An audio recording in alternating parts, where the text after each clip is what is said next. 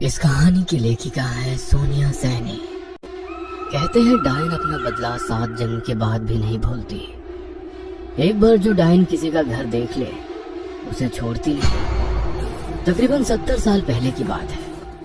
पहाड़ के एक छोटे से गांव में रहने वाले रंजन को पिछले कई दिनों से कोई काम नहीं मिला था, इसलिए काम की तलाश में वो अपने गांव से काफी दूर निकल आया था। सर्दियों की कोहरे से ढकी शाम थी।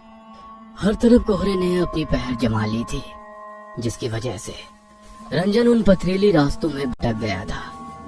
तभी उसने देखा कि पीपल के घने पेड़ के नीचे एक बाबा बैठे हुए चिल्लम फूंक रहे हैं। उस रात के साए साए करते सन्नाटे में किसी इंसान को देखकर रंजन की कुछ हिम्मत बढ़ी और वो जाकर बाबा के पास बैठ गया।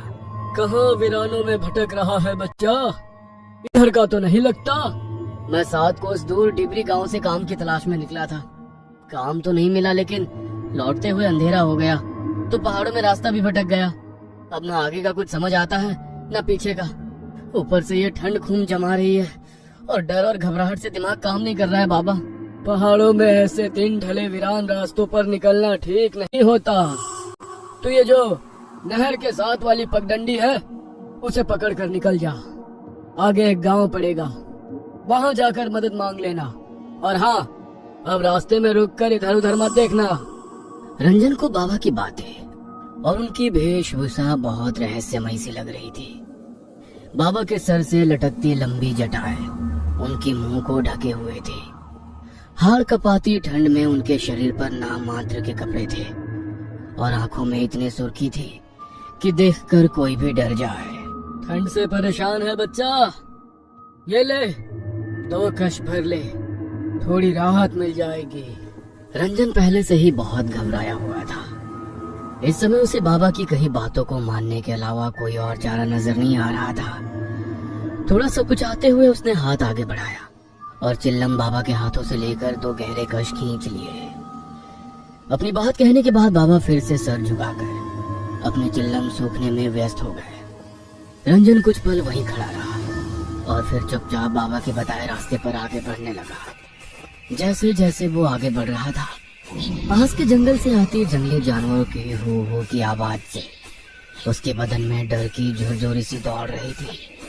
अचानक उसे अपने पीछे किसी के कदमों की पात चाप सुनाई पड़ने लगी। इतने सुनसान रास्ते में अचानक कौन मेरे पीछे पीछे चल रहा है? किंतु बाबा ने कहा था मुझे पीछे मुड़कर नहीं देखना है। क्या करूं, कुछ समझ में नहीं आ रहा। रंजन अभी कुछ समझ पाता कि उसे अपना नाम सुनाई दिया। रंजन, रंजन, इतनी जल्दी मेरी आवाज भूल गया? अपना नाम सुनकर रंजन ने चौंक कर पीछे मुड़कर देखा तो उसे अपने ठीक पीछे वही बाबा दिखाई देते हैं। आओ, मैं तुम्हें ये रास्ता पार करा देता हूँ। तुम्हें डर लग रहा था ना? बोलो, कहाँ तक जाओगे? लेकिन अचानक से बाबा यहाँ कैसे आ पहुँचे और उन्हें कैसे पता मुझे डर लग रहा है? लगता है तुझे मेरी मदद की जरूरत नहीं। नहीं, ऐसी बात नहीं है। बस मेरा कोई ठिकाना नहीं बाबा। काम की तलाश में निकला था। रात में किसी गांव में डेरा लगा लूंगा, सुबह फिर काम ढूंढने निकलूंगा। इस रास्ते से दाएं घूम जाना, आगे एक जंगल दिखाई देगा। वहाँ पर एक बूढ़ी रहती है। किसी विश्वास के आदमी को ढूंढ रही है जो उसके बंगले की मरम्मत कर दे। बदले में तुम्हें अच्छे रकम दे देगी, लेकिन उसकी एक शर्त है कि बस अपने काम से काम रखना होगा। घर में किसी सामान को हाथ नहीं लगाना है और बूढ़ी से कोई सवाल भी नहीं करना है। एक और बात का ख्याल रखना, बूढ़ी औरत के पीछे जाने की गलती कभी ना करना। मुझे बस काम मिल जाए, इसके अलावा मुझे उस बूढ़ी से कोई मतलब नहीं। आपका बहुत बहुत धन्यवाद बाबा, लेकिन इतनी रात गए क्या वहाँ जाना सही रहेगा? तुम जाओ, वो बुढ़िया रातों को सोती नहीं है। तुम्हें वो तुम्हारा इंतजार करती मिलेगी। रंजन को बाबा और उनकी बातें अब भी और रहस्यमयी लग रही थी, लेकिन इस समय उसके पास ना तो रात गुजारने का कोई साधन था, ना काम का ठिकाना। काम के लालच में वो बाबा के बताए सुनसान रास्ते की ओर मुड़ गया। कुछ देर बाद उसे एक पुराना सुनसान सा बंगला दिखाई दिया। बंगले को देखकर ऐसा लगता तो नहीं कि यहाँ कोई रहता होगा। जैसे ही रंजन बंगले के दरवाजे के सामने पहुँचता है, वो दरवाजा खुद ब खुद खुल जाता है और उसके सामने काले घाघरे और चुनरे से मुंह छुपाए एक बूढ़ी दिखाई देती है। कौन हो? यहाँ क्या करने आए हो? माई, आपको मिस्त्री की जरूरत है? मैं आपका काम पूरा कर दूंगा। बस काम की तलाश में यहाँ आया हूँ। हाँ ठीक है, मुझे ज्यादा सवाल करने वाले लोग पसंद नहीं। बातें नहीं, बस काम पर ध्यान देना। जी समझ गया।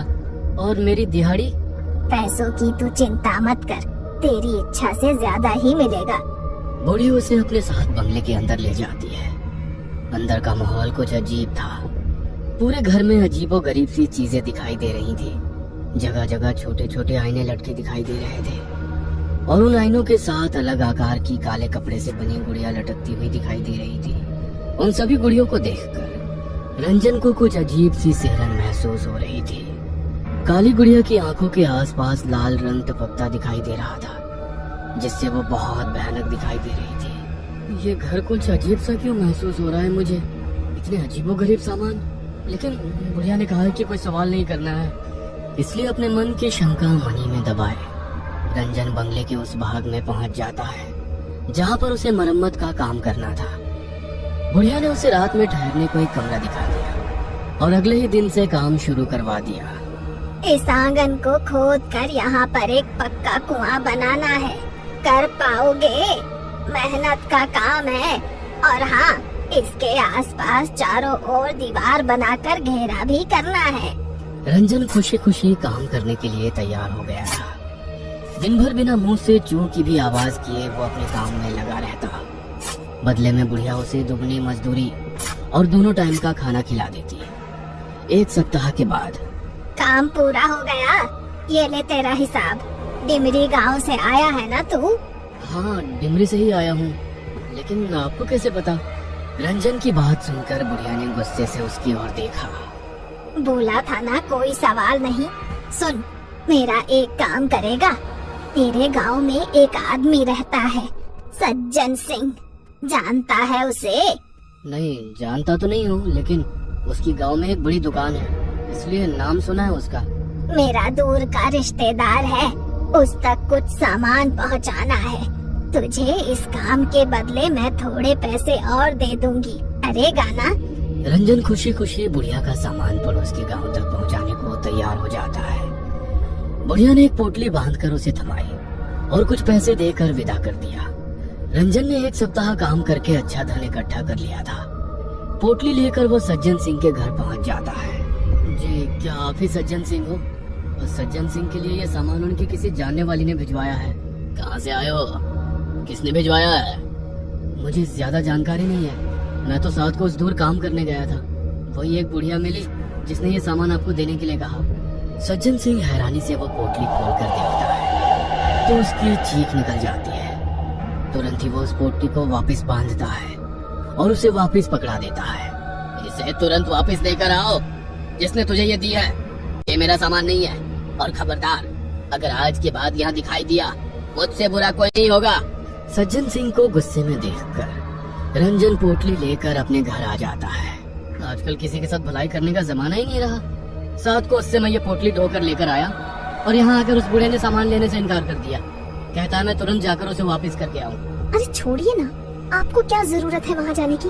इसमें जो भी सामान है उसे हम रख लेते हैं। कोई मूर्ख ही होगा ना जो इतनी दूर ये सामान लौटाने जाएगा। पागल मत बन, हमें इसे खोलने की भी जरूरत नहीं है। जो भी सामान है हम वापस कर देंगे, बस जो अपना नहीं वो मिट्टी। रंजन की पत्नी को जाने क्या जिद थी। वो हर हाल में देखना चाहती थी कि इस पोटली में बुढ़िया ने क्या कीमती सामान दिया है। इसलिए रात को रंजन के सोने के बाद वो पोटली खोल देती है। पोटली देखकर उसके पैरों के नीचे से जमीन निकल जाती है। इस पोटली में तो बड़ा ही अजीब सा जादू टोने का सामान रखा हुआ है। हे भगवान, कहीं इसीलिए तो उस बूढ़े ने इस सामान इनसे वापस करने को तो नहीं कहा था। और ये क्या, इस काली गुड़िया ने तो हूबहू मेरे जैसे कपड़े पहने हुए हैं। उर्वशी पसीने से तरबतर हो गई थी। अगली सुबह। सुनिए जी, ये पोटली उस बुढ़िया को वापस देकर आइए और चाहे जो हो जाए आप वहाँ एक पल को भी ठहरना मत। तूने ये पोटली खोली थी क्या? नहीं नहीं, मैंने कुछ नहीं देखा, बस तुम ये वापस देकर आओ। रंजन वो पोटली लेकर घर से निकलकर अभी कुछ ही दूर पहुंचा था कि सज्जन सिंह के घर से रोने की आवाजें सुनाई दी। अरे भाई, बड़ी बुरी मौत हुई सज्जन काका और उनकी पत्नी की। लगता है किसी ने मारकर फांसी पर लटका दिया हो। लेकिन हैरानी की बात तो ये है कि कमरा अंदर से बंद था। ऐसा कैसे हो सकता है भला? भाई मुझे तो कुछ ऊपर का चक्कर लग रहा है। ये किसी इंसान का काम नहीं हो सकता। हालत देखी थी दोनों की, पूरा शरीर ऐसे मरोड़ा हुआ था जैसे कोई कपड़े की गुड़िया को मरोड़ता है। रंजन को गांव वालों की बात सुनकर एक झटका सा लग गया था। एक के बाद एक उसे सज्जन सिंह की कही हुई बातें और पोटली देखने के बाद डर से सफेद पड़ा चेहरा याद आने लगा। न जाने क्या पहेली है इस पोटली की। कल मैंने ये पोटली दी और आज सुबह उसकी मौत हो गई। रंजन तेजी से बुढ़िया के बंगले की ओर बढ़ा जा रहा था। आज जब वो बंगले के सामने पहुंचा तो पाया बंगले के दरवाजे पर एक ताला लटक रहा है और बंगला भी उसे कुछ ज्यादा ही सुनसान सा नजर आया। रंजन अब इस बंगले और बुढ़िया का सच जानना चाहता था, इसलिए वो ताला तोड़कर उसके अंदर घुस जाता है। अंदर का नजारा देखकर उसकी आंखें आश्चर्य से फैल गई थी। बुढ़िया के कमरे में 3 नई काली गुड़िया लटकी हुई थी और उसमें से एक गुड़िया के कपड़े उसे कुछ जाने पहचाने नजर आ रहे थे। रंजन घबराकर उस बंगले से निकलकर बाहर सड़क की ओर आ जाता है। भाई कुछ पता है ये बुढ़िया कब तक लौट कर आएगी? रंजन की बात सुनकर उस आदमी ने उसे ऊपर से नीचे तक घूरते हुए कहा, पागल पागल है क्या भाई? ऐसा क्यों कह रहे हो भैया? क्योंकि यहाँ कोई नहीं रहता। 50 साल से लटका है ये ताला। और हाँ, भूत बंगला है ये। रात के समय भटकना भी नहीं उसके आसपास। हाँ। उस आदमी की बात सुनकर रंजन की रीढ़ में ठंडक दौड़ने लगी। क्या भूत बंगला? भाई मेरे दादा कहते थे किसी डायन का बंगला है ये। इसमें वो तरह तरह के टोटके टोना किया करती थी। एक तांत्रिक था जिसने डायन की चोटी काट कर इसे जला दिया था। तब से ये बंगला ऐसे ही पड़ा हुआ है। कहते हैं आज भी रात के समय इस रास्ते से गुजरने वाले लोगों को वो डायन दिखाई दी जाती है और उस तांत्रिक का पता पूछती है। अपने सूखते हलक से रंजन ने अपना आखिरी प्रश्न किया। तांत्रिक? कहाँ रहता है वो तांत्रिक? कुछ मदद कर पाओगे क्या? भाई सुना है उसने इस डायन को मारने के बाद ये काम छोड़ दिया और दूर किसी गांव में जाकर बस गया। उसकी पहचान अब किसी को नहीं पता। बातें करते हुए रंजन बंगले से कुछ दूर तक आ गया था। आदमी के जाने के बाद अब मुझे ये पहले समझ में आ रही है। जरूर सज्जन सिंह वही तांत्रिक है जिसे वो बरसों से ढूंढ रही थी और उसे मारने के लिए उसने मुझसे इस पोटली में जरूर कोई तंत्र का सामान भिजवाया था जिसने सज्जन सिंह और उनकी पत्नी की जान ले ली। लेकिन अब मैं इस पोटली का क्या करूं? रंजन कांपते हाथों से उस पोटली को उठाकर जंगल की ओर फेंककर अपने गांव लौट आता है। गांव आने के बाद उसने अपने घर का दरवाजा खोला तो उसे उसकी पत्नी भी सज्जन सिंह की तरह रहस्यमयी हालत में फंदे से लटकी हुई दिखाई देती है। पत्नी के जाने से रंजन पूरी तरह टूट गया था। वो हर पल खुद को ही उर्वशी की मौत का जिम्मेदार मान रहा था। आधी रात का समय था। रोते रोते शायद रंजन की आंख लग गई थी। तभी उसे अपने दरवाजे पर दस्तक सुनाई देती है। रंजन दरवाजा खोलता है तो उसके सामने फिर से वही मनहूस पोटली रखी दिखाई देती है। डर से रंजन पसीना पसीना हो रहा था। घबराकर वो इधर उधर देखता है। कुछ ही दूर पर पेड़ की ओट में एक काले कपड़े वाली बुढ़िया घूंघट के पीछे से झांकती हुई उसे नजर आती है, क्योंकि जो पीछा छोड़ दे वो डायन नहीं। ये कहानी आपको अच्छी लगी हो तो हमें सब्सक्राइब करें, हमारा इंस्टाग्राम और फेसबुक पेज जरूर फॉलो करें। और हाँ दोस्तों, सब्सक्राइब करना भूलना मत।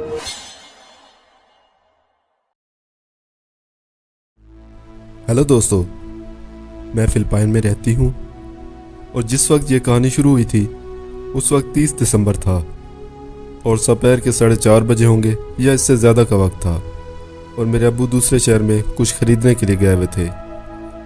उस टाउन के बाज़ार में बहुत ही फ्रेश चीज़ें अवेलेबल होती हैं और जो चीज़ भी आप चाहें आपको वहाँ से फ्रेश मिलेगी। अब्बू हमारे नए साल की तैयारियों के लिए ज़रूरी चीज़ें लेने गए थे। जैसे ही मेरे अब्बू ने हमें बाय किया, मेरी बहन मीका ने आह भरी और अब्बू के बारे में फ़िक्रमंद दिखाई दी। मैं कंफ्यूज हो गई थी क्योंकि वो हमेशा अब्बू के साथ हर जगह जाना चाहती थी। मैंने सोचा कि वो शायद इसी वजह से परेशान हो गई है।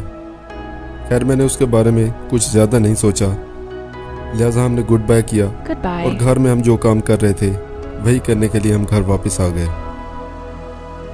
5 बजे के करीब का टाइम था और अंधेरा तेज़ी से बढ़ रहा था। सूरज गुरूब होने का टाइम तो नहीं था, मगर बहुत ही तेज़ी से रोशनी अंधेरे में बदलती जा रही थी।